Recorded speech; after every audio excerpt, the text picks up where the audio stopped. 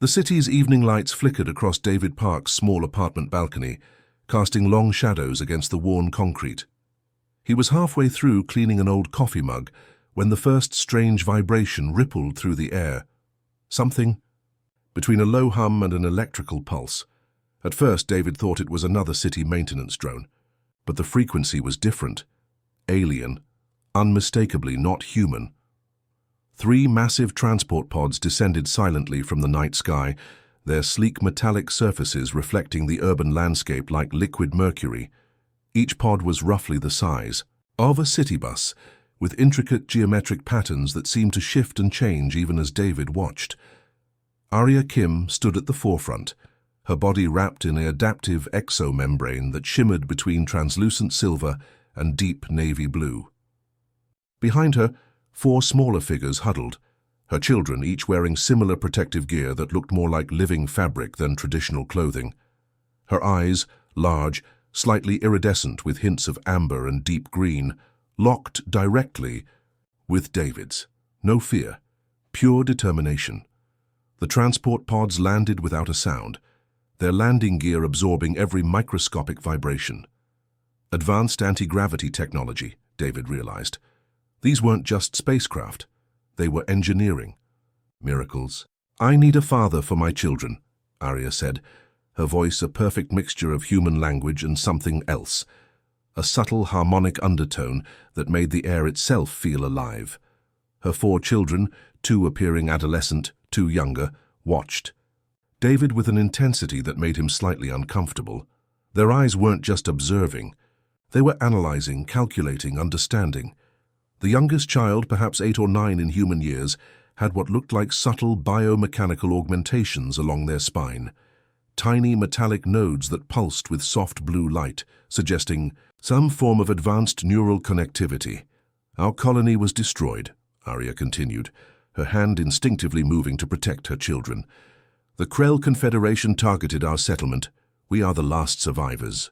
David noticed burn marks on their exomembranes. Weapon scars, recent combat damage. These weren't refugees. They were survivors. The city behind them seemed oblivious. Trains moved, streetlights changed. Pedestrians walked, completely unaware that an entire alien family had just landed on an ordinary apartment balcony. One of the older children, perhaps equivalent to a teenage human, carried what looked like a compact energy weapon. Not just a weapon, David realized. A technological marvel that could probably slice through military-grade armor like butter. "We need genetic integration," Arya said, her tone matter-of-fact. "Your biological markers are compatible. Our species requires a new genetic lineage to survive." David's mind raced. Genetic integration, survival of an entire species? This was beyond diplomatic channels, beyond military protocols. This was raw, primal survival. The city's background noise seemed to fade. The transport pods behind Arya began to reconfigure, their surfaces transforming into what looked like protective shields. Advanced technology that anticipated potential threats before they even manifested. "I'm not a soldier," David said, his voice surprisingly steady. "You are more than a soldier," the eldest child spoke, their voice a perfect harmonic blend of mechanical translation and organic sound. "You are potential. Potential." The word hung in the air heavy with meaning. The younger children moved slightly, their movements synchronized. Not just a family, a unit. A survival mechanism encoded into their very DNA. David realized he was being evaluated, not just as a potential mate or genetic contributor, but as a complete survival strategy for an entire species. "We have 6 standard Earth days," Arya said. "After that, our genetic window closes, permanently." The implications were clear. Accept, or watch an entire civilization fade into cosmic dust. Outside, a police drone swept past. Its sensors detected nothing unusual, just another evening in the city. But on this balcony between David Park and Arya Kim's alien family, something extraordinary was about to begin. End of Part 1. The sterile white corridors of the Interspecies Genetic Research Facility hummed with quiet intensity.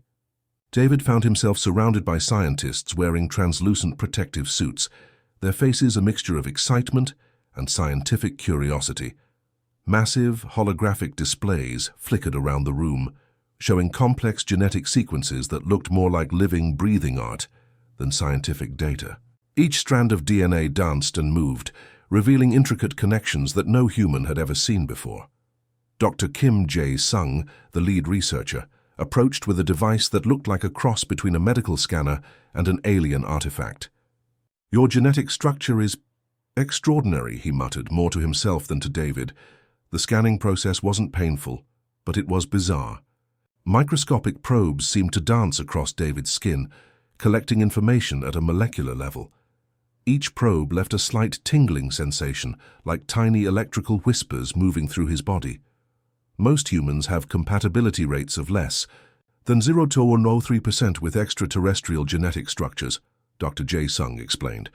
But you're showing a 97.4% match with the Zintari genetic matrix.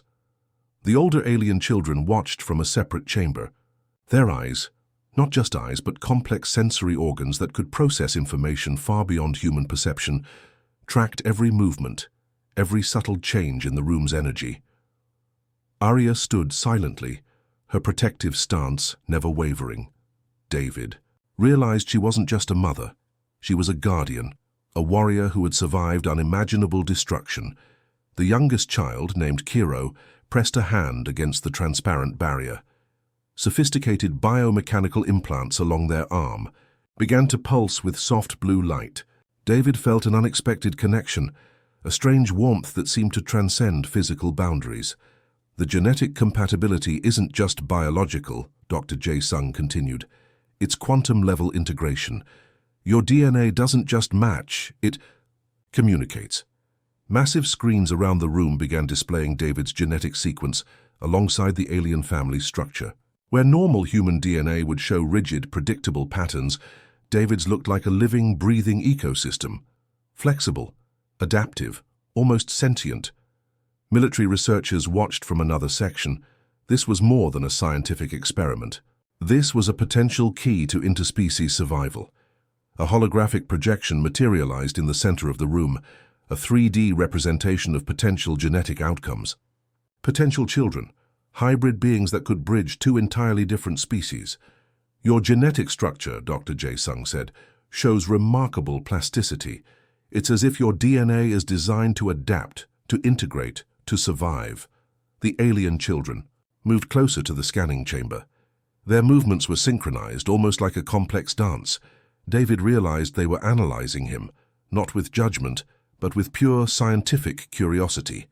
Cairo's implants began to pulse more intensely. Suddenly, David felt a strange sensation, not a thought but an impression. Safety, protection, survival. "The quantum entanglement is unprecedented," one of the researchers whispered. "He's not just genetically compatible, he's a genetic bridge." Outside the facility, the city continued its endless rhythm. Trains moved, people worked. No one knew that inside this sterile white room, the future of two species was being determined. Arya approached the scanning chamber. Her movement was fluid, almost liquid, not human, not completely alien, something in between. "You are more than a potential." "Wait," she said, her voice carrying multiple harmonic frequencies. "You are potential itself." The genetic displays continued their dance. Strands of DNA twisted and merged, showing potential futures, hybrid children, a new species emerging from the ashes of cosmic conflict. David understood now. This wasn't just about reproduction. This was about survival, about hope, about creating something entirely new. End of Part 2. The chamber was unlike anything David had ever experienced. Soft blue light pulsed through translucent walls, creating an environment that felt simultaneously medical and organic. Specialized biointegration equipment surrounded him, machines that looked more like living organisms than traditional medical technology. Arya watched from her observation platform, her protective instincts never wavering. The four children, Kiro, Sina, Raku and Tali, monitored complex holographic displays that tracked every microscopic change in David's biological structure. "The bonding process isn't just physical," Dr. Kim Jae-sung explained, his voice calm and professional. It's a complete quantum-level integration of two different biological systems. Specialized nanoprobes began their work. They weren't simply medical devices. They were intelligent biological translators, bridging the gap between human and Zintari genetic structures. Each probe moved with purpose, reshaping cellular memories, adapting David's biological framework. The pain wasn't sharp. Instead, it was a deep, transformative sensation, like every cell in his body was being rewritten, expanded, reimagined. Kiro approached the observation glass. The youngest child's biomechanical implants began to pulse with intricate light patterns. David felt something, not a thought but an impression, connection, understanding.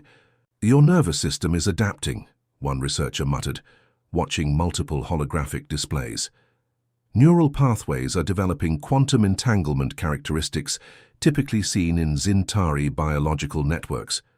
Massive machines hummed around David. They weren't just medical equipment.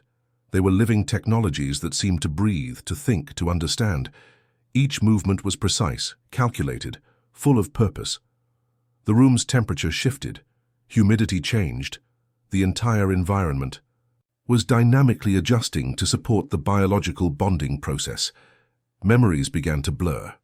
David saw fragments, distant planetary landscapes, cosmic battles, survival scenarios that weren't his own. The nanoprobes were doing more than physical integration. They were sharing genetic memories. "Remarkable," Dr. Jae-sung whispered. "He's not just accepting the genetic modification. He's being rewritten at a fundamental level." Arya's eyes never left David. She wasn't just watching a potential mate.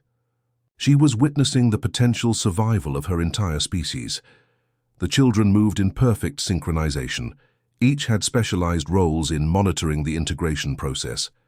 Sina managed quantum frequency stabilization. Raku handled neural network translations. Tali managed potential genetic conflict zones. Kiro remained focused on David, those strange biomechanical implants creating complex light patterns that seemed to communicate in ways beyond human understanding.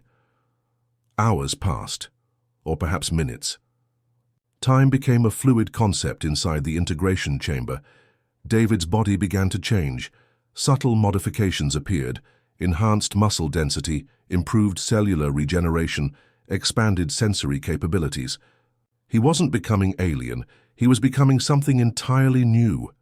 "Genetic compatibility at 99.7%, a computerized voice announced. "Biological integration protocol successful." The machines around David began to retract. Soft blue light pulsed one final time, then slowly faded. Arya stepped closer to the chamber. Her protective membrane shifted colors, a biological response to the successful integration. "Welcome," she said, her voice carrying multiple harmonic frequencies to our family. David opened his eyes. The world looked different, not just visually but fundamentally. Every sensation was deeper, more complex, more alive. The children watched, waiting, hoping. A new chapter was about to begin. End of Part 3. The first weeks were a dance of cultural chaos and unexpected discovery. David's apartment transformed into a hybrid living space, part human comfort, part alien technological marvel. Holographic displays replaced traditional paintings, while Zintari adaptive furniture morphed to accommodate both human and alien body structures. Kiro, the youngest child, became particularly fascinated with human technology. Smartphones, laptops, kitchen appliances. Everything became a potential learning opportunity. One morning, David found the entire kitchen reconfigured by Kiro's biomechanical implants, with cooking algorithms that could prepare meals combining human and Zintari. Nutritional requirements, diplomatic channels buzzed with excitement. This wasn't just a family. This was a living experiment in interspecies cooperation. Sena, the most academically inclined of the children, began integrating into local educational systems. Her adaptive learning implants allowed her to process information at speeds that left human students and teachers stunned.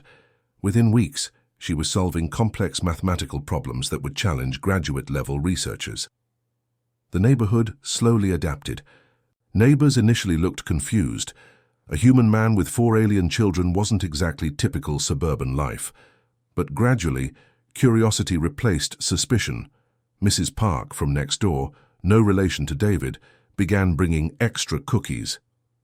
The alien children discovered human baking was fascinating, though their advanced metabolisms meant they processed sugar differently. What took humans hours of exercise to burn, they converted instantly into energy. Government observers watched carefully. Military researchers conducted discreet studies. This family represented more than a personal journey. It was a potential blueprint for future interspecies relationships. Raku developed an unexpected passion for Earth's musical traditions. His biomechanical implants allowed him to not just hear music, but to visualize sound waves, turning musical performances into complex three-dimensional light shows that left human audiences speechless. David's workplace became equally transformed. As a software engineer, his newly enhanced cognitive abilities allowed him to solve complex programming challenges in minutes that would typically take teams weeks. His colleagues both admired and felt slightly intimidated by his newfound capabilities. The family's living space became a sanctuary of technological wonder. Adaptive walls that could change color and texture based on emotional states. Communication systems that translated not just words, but emotional nuances across species. Tali, the eldest child, began working with local environmental research teams. Her advanced sensory capabilities allowed her to detect ecological changes at microscopic levels, providing insights that revolutionized climate research. UN diplomatic teams visited regularly, treating the family like a living research project. Each interaction revealed deeper layers of potential cooperation between humans and the Zintari survivors. Harrier managed their public interactions with remarkable skill. Part diplomat, part protective mother, she navigated human social structures with a grace that belied her alien origins. During community events, the family became a living testament to adaptation. The children moved with a grace that was neither human nor completely alien, a new form of existence that spoke of potential beyond traditional boundaries.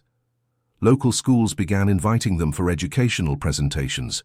Children were fascinated, not by the differences but by the similarities. Curiosity replaced fear, understanding replaced suspicion. David realized something profound was happening. This wasn't just a family. This was the beginning of something much larger, a bridge between worlds, a new definition of family, a hope for survival. The city continued its rhythm. Trains moved, people worked, but something had fundamentally changed. The future was no longer just human, it was something entirely new. End of Part 4. The morning light cascaded through adaptive windows that responded to atmospheric changes, creating a kaleidoscope of colors across the living space. David stood with Arya, watching their children prepare for what would become a historic moment. 5 years had passed since their unexpected arrival. The world had transformed. Global communication networks buzzed with anticipation. Today, the first hybrid diplomatic team would be launched. 4 young representatives combining human and Zintari genetic structures. Sanas, Raku, Tali, and Kiro represented more than just a family. They were living proof of interspecies potential. United Nations headquarters had been completely redesigned. Adaptive architectural systems now incorporated Zintari environmental technologies. Holographic communication chambers replaced traditional meeting rooms. Quantum translation systems ensured perfect communication across multiple species. Cairo, now developing advanced technological interfaces, had revolutionized global communication systems. His biomechanical implants could process complex information, streams that made human internet technology look primitive. "We are not just survivors," Arya explained to David, her translucent protective membrane shifting colors with her emotional state. "We are architects of a new civilization." The launch preparation area looked like a fusion of human engineering and alien technology. Massive transport pods, living machines that were part spacecraft, part biological organism, waited silently. Each pod contained sophisticated quantum navigation systems that could traverse cosmic distances in moments. Military researchers who once viewed the Zintari as potential threats now collaborated on advanced exploration technologies. The hybrid children had proven that cooperation was far more powerful than conflict. Raku's environmental adaptation research had already transformed agricultural systems. Crops could now grow in previously impossible conditions. Regions once considered uninhabitable were being reimagined as potential settlement zones. Tali's ecological monitoring systems had become global standards. Her ability to detect microscopic environmental changes had prevented potential climate disasters, saving millions of lives. The global population watched. This wasn't just a launch. This was humanity's first true step into a larger cosmic community. We carry the hopes of two species, Senna announced during the pre-launch press conference, her voice carrying multiple harmonic frequencies that simultaneously translated across 17 different language systems. David watched with a mixture of pride and understanding. His genetic transformation hadn't just connected him to an alien family, it had expanded the very definition of human potential. Specialized quantum communication systems tracked the preparation.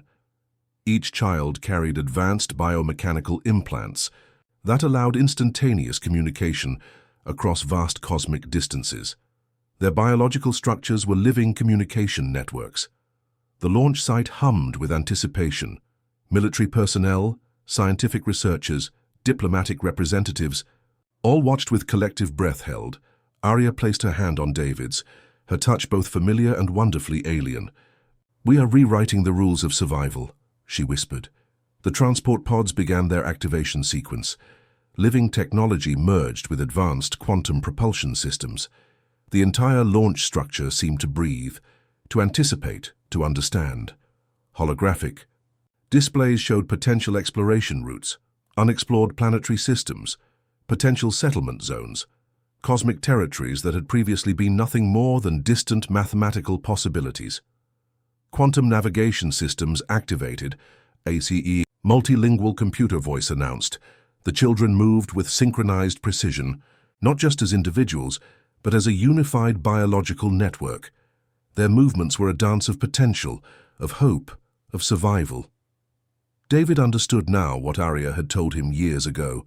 This wasn't just about reproduction, this was about creating something entirely new, a bridge between worlds, a new definition of family, a hope for collective survival. The first transport pod lifted silently. No explosive rocket engines, no traditional propulsion systems, just pure quantum potential. They were going home, but home was no longer a single planet. Home was everywhere. End of Part 5.